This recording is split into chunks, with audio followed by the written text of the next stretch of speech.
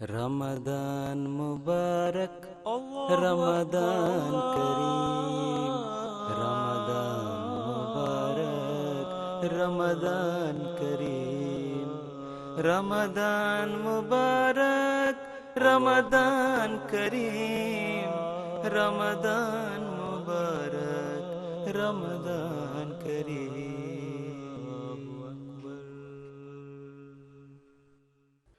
اعوذ باللہ من الشیطان الرجیم، بسم اللہ الرحمن الرحیم۔ اللہم صلی علی محمد وعلی آل محمد کما صلیت علی ابراہیم وعلی آل ابراہیم انک حمید مجید۔ اللہم بارک علی محمد وعلی آل محمد کما بارکت علی ابراہیم وعلی آل ابراہیم انک حمید مجید۔ ناظرین کرام، آج کے درس کا موضوع ہے انفاق فی سبیل اللہ۔ حدیث نبوی میں ہے کہ مامی یوم یصبح فیہ العباد الا ملکان ینزلان، یعنی ہر صبح دو فرشتے اترتے ہیں، فیقول احدہما، ان میں سے ایک کہتا ہے، اللہم آت منفقا خلفا، اے خدا خرچ کرنے والے سخی کو دے اور اس کے نقش قدم پر چلنے والے پیدا کر۔ ویقول الآخر، اور دوسرا کہتا ہے، اللہم آت ممسکا تلفا، اے اللہ روکے رکھنے والے کنجوس کو ہلاکت دے اور اس کا مال تباہ و برباد کر دے۔ بخاری کتاب الزکوٰۃ۔ ناظرین کرام، خدا تعالیٰ کی راہ میں خرچ کرنا مالی عبادت کے ساتھ ساتھ ایک اعلیٰ قسم کی انسانی ہمدردی بھی ہے۔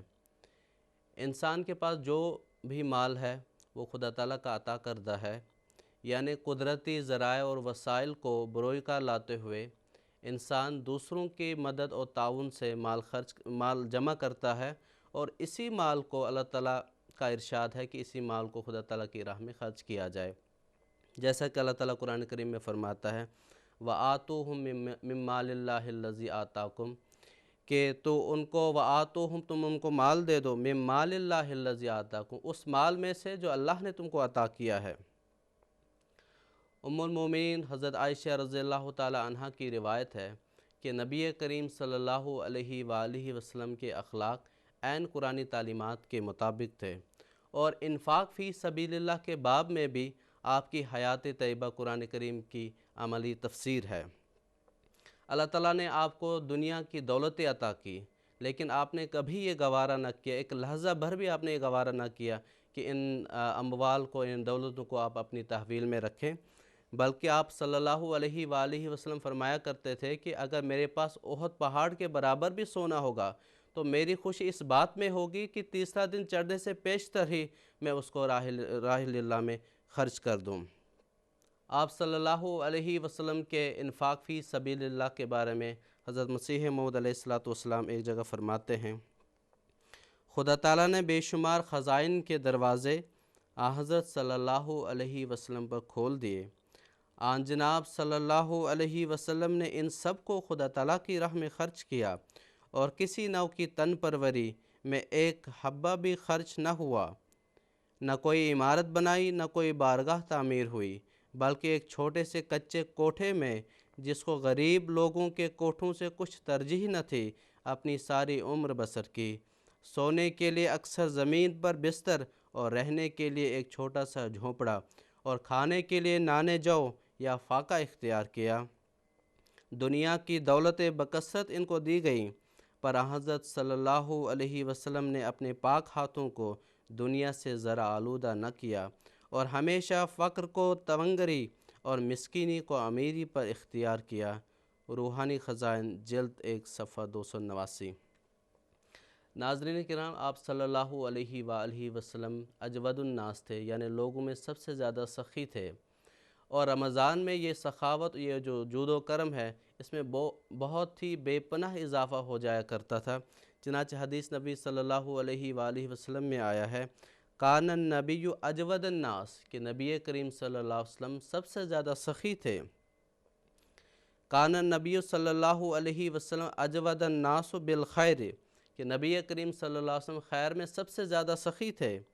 وَكَانَ أَجْوَدَ مَا يَكُونُ فِي رمضان،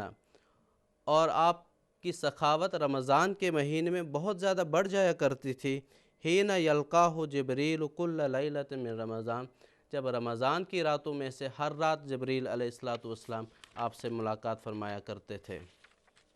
ناظرین کرام، اس ماہ مبارک میں ہمیں آپ صلی اللہ علیہ وسلم کے اسوہ پر چلتے ہوئے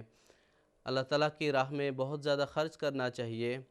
اور اس ماہ مبارک میں اللہ تعالیٰ نے فرمایا ہے کہ میں ہر نیکی کا اجر 70 گنا زیادہ دیتا ہوں۔ اور خدا تعالیٰ کی راہ میں خرچ کرنا خدا تعالیٰ کو قرض دینے کے مترادف ہے، اور خدا تعالیٰ اس قرض کو بڑھا چڑھا کے واپس کرتا ہے۔ چنانچہ حضرت مسیح موعود علیہ السلام ایک جگہ فرماتے ہیں، خدا کی راہ میں جو مال خرچ کرتے ہیں ان کے مالوں میں خدا اس طرح برکت دیتا ہے کہ جیسے ایک دانہ جب بویا جاتا ہے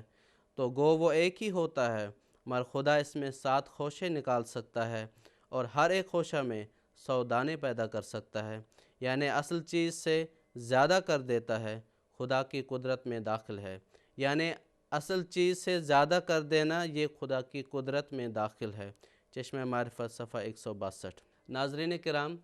خدا تعالیٰ کی راہ میں خرچ کرنا یہ قرآن کریم اور احادیث کے مطالعے سے ہمیں پتہ چلتا ہے کہ اس سے ایمان میں تقویت آتی ہے، اسی طرح اس سے جنت حاصل ہو جاتی ہے، اور جو شخص مال کو روکے رکھتا ہے وہ خدا تعالیٰ کے غضب کو بھڑکاتا ہے۔ چنانچہ حضرت مسلم موعود رضی اللہ تعالیٰ عنہ ایک جگہ فرماتے ہیں کہ قرآن کریم میں اس امر کا اشارہ پایا جاتا ہے کہ زکوٰۃ کی غرض در حقیقت امراء کے مالوں کو پاک کرنا ہے، یعنی ان کے مالوں میں جو ملک کے دوسرے لوگوں کی محنت ہے اور ان کے حقوق کا ایک حصہ شامل ہو گیا ہے، اس کو ادا کر کے خالص ان کا حق علیحدہ کر دینے کے لیے یہ ٹیکس لگایا جاتا ہے۔ چنانچہ اللہ تعالیٰ فرماتا ہے، خذ من اموالہم صدقۃ تطہرہم وتزکیہم، کہ لوگوں کے مالوں میں سے صدقہ لے اور اس طرح ان کو پاک کر، یعنی ان کے اس ذریعے سے ہر قسم کی ملونی سے پاک ہو جائیں۔ پھر فرماتا ہے، چاہے کہ یہ مال امراء سے وصول کیے جائے اور ان سے غرباء کو ترقی کی طرف لے جایا جائے۔ انوار العلوم جلد 8 صفحہ 307۔